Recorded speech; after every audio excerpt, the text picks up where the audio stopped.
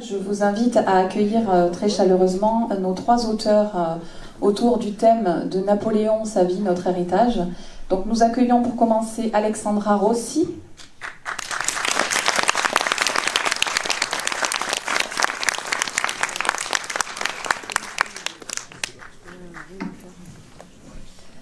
Dimitri Casali.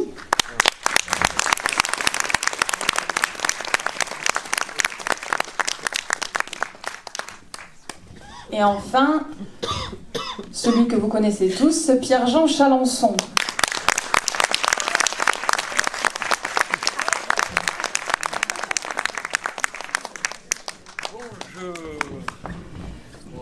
Bonjour à tous les trois, bienvenue, merci de votre présence sur ce beau thème de Napoléon, notre héritage.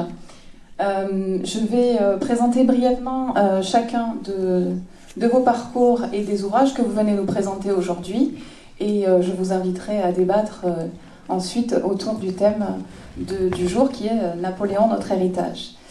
Donc nous accueillons Alexandra Rossi, qui est romancière et diplômée de l'École nationale supérieure de mécanique et d'aéronautique. Elle est aérotechnique, soyons précis. Nuance. Merci. Chouette, on a une hôtesse de l'air. Les sorties sont à votre droite, à votre gauche. Donc, elle est ingénieure en aéronautique. Oui. Et conseillère en brevet industriel. Non. Eh ben. Voilà, Je ça suis commence méchante, mal. ça y est, ça commence déjà. Non, je suis conseil en propriété industrielle, Merci. mais ça parle de brevet d'invention, pas le brevet des collèges. Voilà, toutes mes excuses, elle m'avait pourtant bien briefé avant, mais voilà. Ensuite, donc, elle est aussi romancière, elle a publié son premier roman à 16 ans, et elle a reçu en 2009 le prix coup de cœur de Paulo Coelho pour un autre roman historique, Les Larmes de Dieu, aux éditions Les Nouveaux Auteurs. Les Larmes de Dieu. Les lames. Oui, Les justement, il y a un peu une ambiguïté avec les larmes, mais c'est les lames. Oui. C'est Les Larmes de C'est Dieu. les épées, moi j'aime les épées. D'accord. Et elle nous présente aujourd'hui son dernier roman qui s'appelle Le Sous-marin de Bonaparte. J'ai bon là? Oui, on est bon. Super. Donc, Le Sous-marin de Bonaparte aux éditions Nouveaux Auteurs, préfacé par Jean Tullard. Voilà, c'est l'ouvrage que vous voyez ici. Donc, brièvement, je présente brièvement, mais je voudrais que ce soit elle qui nous raconte l'histoire parce qu'elle le fera bien mieux que moi. Nous sommes à Paris en 1800. Le regard du premier consul Bonaparte fixe les rivages de la Grande-Bretagne. Un engin révolutionnaire pour couler les navires en les attaquant depuis les profondeurs sous-marines. Ça me plaît. Voilà, cela pourrait lui donner l'avantage face à ce rival de toujours. Bonaparte en confie la réalisation à un jeune savant, Maximin Derury. Alors, je vous invite, Alexandra, à raconter cette histoire. Roman ou histoire? Je vous remercie déjà d'être si nombreux. Merci de nous avoir introduits. Je suis désolée, je voulais pas. J'aime bien taquiner les. Vous allez voir. Oui, alors donc on est sur l'héritage de Napoléon, et moi je vais parler évidemment un peu de l'héritage scientifique, donc avec le sous-marin de Bonaparte. Donc est-ce une fiction, est-ce une réalité? Ça part d'une réalité. En fait, il y a vraiment eu un sous-marin qui a été réalisé au temps de Bonaparte, qui était alors premier consul. Donc en fait, l'histoire, je ne vais pas vous raconter tout en détail, je ne vais pas vous dévoiler tout le roman, mais donc c'est l'histoire que commence avec Robert Fulton, qui était un inventeur américain qui arrivait à Paris en 1800, et qui a l'idée un peu folle de proposer au premier consul d'envahir l'Angleterre, évidemment, l'ennemi de toujours, avec un engin révolutionnaire, avec un sous-marin. Et en plus, l'idée de Fulton, parce qu'il n'est pas tout à fait le premier à avoir envisagé d'explorer les profondeurs sous-marines, lui, son idée, c'est vraiment d'y apporter une coloration vraiment très militaire en mettant des mines sous-marines. Et donc, il propose ce projet au consulat qui va le financer pendant quelques temps. Et évidemment, ça ne marche pas. Parce que sinon, vous en auriez davantage entendu parler. Dans les faits, ça ne marche pas. Mais dans le roman, j'imagine, un petit peu à la mode de Jules Verne, sans vouloir me comparer à un prestigieux auteur, mais bon, c'est dans l'esprit pour que ça vous donne une idée, comment, avec les technologies de l'époque, on aurait pu faire un sous-marin qui fonctionne. Et donc, ce sont les aventures de Maximin Derury, qui est donc un ingénieur de retour de l'expédition d'Égypte, qui a inventé déjà des choses un peu révolutionnaires pendant l'expédition. Ça, c'est un peu le début du roman, qui s'ouvre sur l'expédition d'Égypte. Et donc Bonaparte, à son retour, lui demande d'améliorer l'invention de Fulton de façon secrète. Et évidemment, notre pauvre ingénieur va se retrouver dans tout un tas de péripéties, d'espionnage scientifique avec les Anglais qui eux aussi sont intéressés par l'invention qui évidemment leur fait peur. Et donc voilà, ce sont ces aventures. Donc ça commence à l'expédition d'Égypte, ensuite on va à Paris, ensuite il y a l'Angleterre un peu, et puis un petit peu aux États-Unis pour reboucler sur un peu le parcours de Fulton, qui non seulement a fait ce sous-marin, mais qui a aussi fait des navires à vapeur. Vous voyez un peu les navires à eau que vous voyez sur le Mississippi, vous voyez dans les films. C'est un peu Fulton qui a lancé commercialement et en tant qu'inventeur toutes ces relations sur les rivières des États-Unis. Il est devenu très connu et vous avez plusieurs comtés aux États-Unis qui s'appellent Fulton. Il y a même un USS Fulton. Et voilà. Et d'ailleurs, petite anecdote avant de passer la parole, je ne vais pas monopoliser la parole. Par exemple, petit quiz, à votre avis, comment s'appelait le sous-marin de Fulton? Alors, non, il ne s'appelait pas Napoléon, bien tenté. Ça commence par un N. Et ça a un petit rapport avec Jules Verne. Oui, bravo. Exactement. Et bien c'est ça, bravo. Voilà. Donc c'était effectivement, Jules Verne a voulu rendre hommage à Fulton en baptisant donc le sous-marin du capitaine Nemo, le Nautilus. Voilà, donc c'est pour reboucler aussi avec Jules Verne. Donc c'est un peu cette histoire que je raconte. Donc c'est un peu l'héritage scientifique avec les sous-marins et d'autres choses dont on va parler plus tard au cours de la conférence. On va commencer les enchères à 5 €.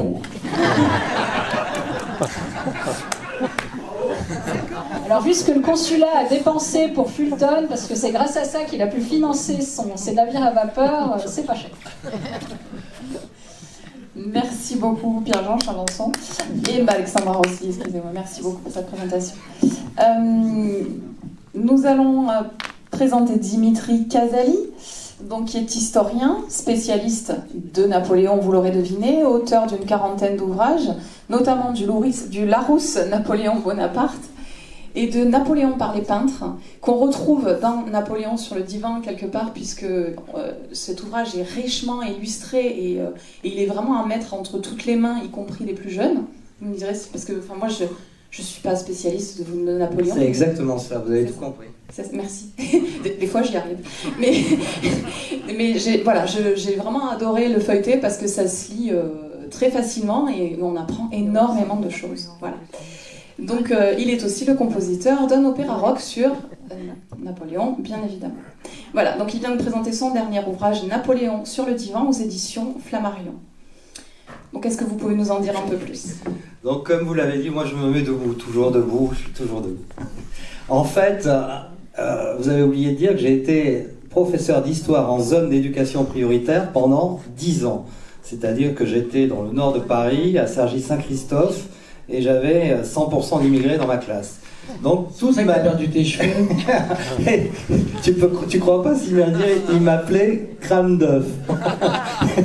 Déjà à l'époque. Et ces enfants, en fait, toute ma vie, depuis, je combats pour donner le goût de l'histoire de France à ces enfants complètement, souvent déshérités, défavorisés, délaissés. Et j'ai une grande idée de la vulgarisation de l'histoire, mais dans le sens noble. Il faut quand même faire des livres accessibles et aussi donner l'envie à tous ces jeunes d'aimer l'histoire de France, parce qu'on a une histoire absolument magnifique et merveilleuse, et malheureusement les jeunes l'ignorent de plus en plus. Donc dans tous mes livres, et dans ce livre-là, Napoléon sur le divan, j'ai voulu mettre les images aussi en avant, même si le livre est très sérieux, puisque c'est une première approche psychanalytique de l'empereur, qui était un personnage absolument complexe, je l'appelle le caméléon de l'histoire, c'est un personnage insaisissable, et j'ai voulu faire un livre pour essayer de le cerner. C'est un livre chronologique, et chaque période de sa vie est analysée comme s'il s'allongeait sur le divan d'un psychanalyste. C'est Napoléon, dans ce livre, tel que vous ne l'avez jamais vu, et tel que vous aurez aimé le voir. Voilà. Merci beaucoup.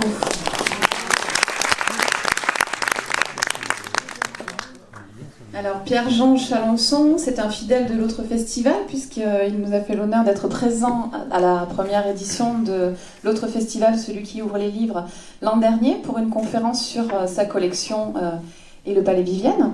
donc qui va nous reparler aujourd'hui. Il vient aujourd'hui avec un livre qui s'appelle Napoléon, il présente la collection aux éditions EPA. Donc figure emblématique du petit écran, effectivement, vous êtes acheteur dans l'émission Affaires conclues. Vous venez aujourd'hui pour nous parler de votre collection. Est-ce que vous pouvez nous en dire un petit peu plus sur ce palais Vivienne? C'est un bien grand mot. Merci en tout cas d'être venu aujourd'hui. Bah oui, j'aime beaucoup votre causerie, là, j'aime bien ça. J'étais bien. L'année dernière, j'étais venu sans livre. Faut le faire. Et j'en avais vendu d'ailleurs quelques-uns, qui n'étaient pas, d'ailleurs, c'était pas des livres à moi. Et cette année, pour une fois, je viens avec ce livre. Voilà. Bah, écoutez, le palais qui fait l'hôtesse de l'air. Voilà, il est parfait. Dimitri, il est excellent. Bah, ce livre, c'est un rêve de gamin, quoi. Cette collection, aujourd'hui, elle a été constituée. Moi, j'ai près de 50 ballets, donc elle a été constituée il y a 40 ans. Enfin, elle a commencé à être constituée il y a une quarantaine d'années. Aujourd'hui, c'est 2000 objets. C'est 4 500 000 visiteurs qui ont déjà vu cette collection dans le monde, enfin une partie. Et donc le livre qu'on a fait avec David Chantran, qui est un garçon extraordinaire, qui est un très bon auteur, qu'il faudra d'ailleurs inviter l'année prochaine parce que c'est un vrai auteur, il a écrit beaucoup de bouquins. Eh bien ce livre on l'a fait pour vulgariser et on l'a fait, on l'a fait pour que ce soit, on en a marre d'avoir des livres d'art qui se vendent 100, 150, 200 euros, etc. Moi ça n'était pas le cas, j'ai demandé à Hachette et à Chantran, j'ai dit voilà, on va faire un bouquin qui sera vendu moins de 30 euros, donc là ils vendent 29,90 €. Le libraire peut quand même gagner que 3 ou 4 euros. Et on l'a quasiment, enfin même j'ai quasiment même rien pris du tout, parce que quand ils m'ont envoyé la valoir, j'ai dit c'est quoi, parce que je ne le vois pas sur mes comptes. Ah non, c'est du moins, ah d'accord. Donc on s'en fout, c'est pas pour gagner de l'argent, c'est uniquement pour faire connaître Napoléon, l'histoire de l'art, au plus grand nombre. Et là, depuis un peu plus d'un mois et demi qu'il est sorti, je suis très heureux, parce que j'ai fait à peu près une partie, pas mal de chemin. Je suis allé à Marseille, je suis allé à Ajaccio, je suis allé dans l'Est, et c'était beaucoup des enfants, des gamins de 10 ans, de 12 ans, de 13 ans, qui sont venus acheter le bouquin, qui ont demandé à leurs parents de l'acheter. Et donc ça, pour moi, c'était très important. Donc c'est 2000 objets, le palais Vivienne, raconté en histoire. Voilà. Je suis bavard. Merci. Je balance. Merci beaucoup, Pierre-Jean. Mais c'est vrai que moi je suis très content parce que avec Dimitri qui a lancé ses opéras rock, eh bien il fait connaître Napoléon à des gens qui n'auraient jamais pu le connaître. Et l'important c'est de donner la passion. Et n'importe quelle passion, elle est extraordinaire.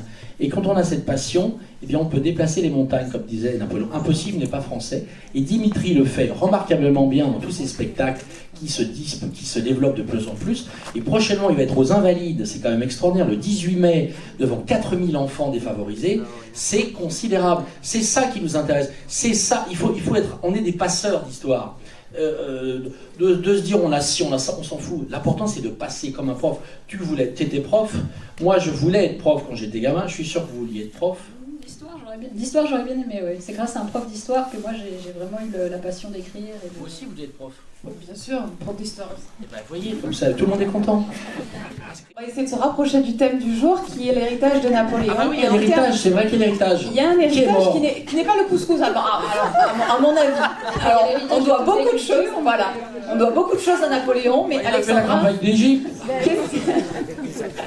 dites-moi ce qu'on doit à Napoléon, justement dans tout le domaine technique et les inventions. Oui, je vais parler de ce dont je peux parler, parce que moi je suis ingénieur et j'adore les inventions évidemment. Alors moi je peux vous parler de l'héritage scientifique, parce que mes deux comparses vont très bien vous parler d'héritage des décorations, des anneaux, de tout ce qu'il porte, de tout le régalia là, qu'il a sur lui. J'essaie de l'imiter d'ailleurs ce matin aujourd'hui. Dimitri va vous parler évidemment des batailles, de l'héritage, le code civil, enfin bon tout ça on connaît. Mais plus ils en parleront beaucoup mieux que moi. Moi je peux bien vous parler d'héritage scientifique parce qu'il y a toujours une constante dans l'histoire. Il y a quand même quelque chose qui est le moteur de la technologie, c'est la guerre.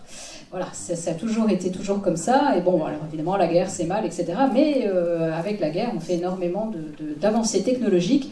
Donc on fait des sous-marins par exemple, complètement au hasard. Mais on fait également des choses dans d'autres domaines. Par exemple, pendant l'expédition d'Égypte, il y a une invention que vous avez tous chez vous et que vous utilisez presque tous les jours, qui a été beaucoup utilisée. Alors, à votre avis, qu'est-ce que c'est ? Voilà, oui, mais vous trichez, vous êtes venu à la conférence.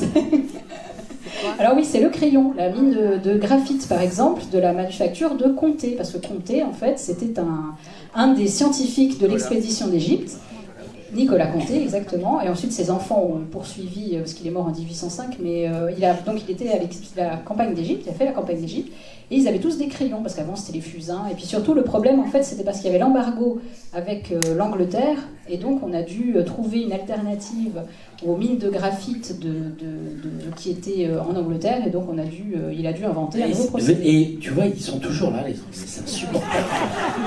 Donc je reprends voilà, les avancées scientifiques. Donc nous avons donc le crayon, nous avons le sous-marin, énormément de choses sur tout ce qui est naval aussi, il y a eu beaucoup d'avancées.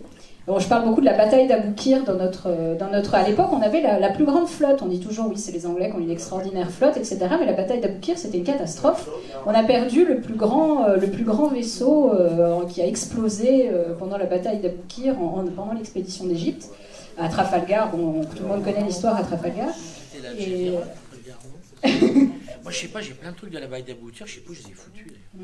Et donc, c'était vraiment une catastrophe. Et il y avait vraiment une grande avancée militaire à cette époque-là. Et on en retire énormément de choses. Il y a l'histoire des brevets aussi, les brevets d'invention. Ça, c'est mon métier, alors évidemment, je peux en parler plus facilement. C'est très, très ancien. Et les brevets d'invention, c'est aussi une mine d'information dans lequel on peut retrouver, c'est comme ça aussi que j'ai pu faire le roman, j'ai retrouvé les brevets déposés par Fulton, j'ai retrouvé les plans de son sous-marin, et énormément de choses qui sont un héritage scientifique considérable. Ça aussi, parfois, soyez curieux, il y a la base de brevets de l'INPI du 19e siècle. Et d'ailleurs, souvent on oublie ça, mais Nicolas Appert, aujourd'hui on mange tout, enfin on mange moins des conserves, mais les conserves c'est quand même Nicolas Appert, l'apérisme, et c'est considérable, et ça c'est sous Napoléon. Exactement, oui, j'y avais pas pensé. Mais il y a eu des choses considérables qui ont été faites sous l'Empire, en France, par l'Angleterre. Et c'est aussi la rivalité entre les deux qui a permis aussi ça, parce que voilà, par exemple le crayon, c'était et puis parce qu'on s'est fait la guerre contre les Anglais. Il y a les fusées de Mysore, ils ont essayé d'envahir Boulogne avec les fusées incendiaires.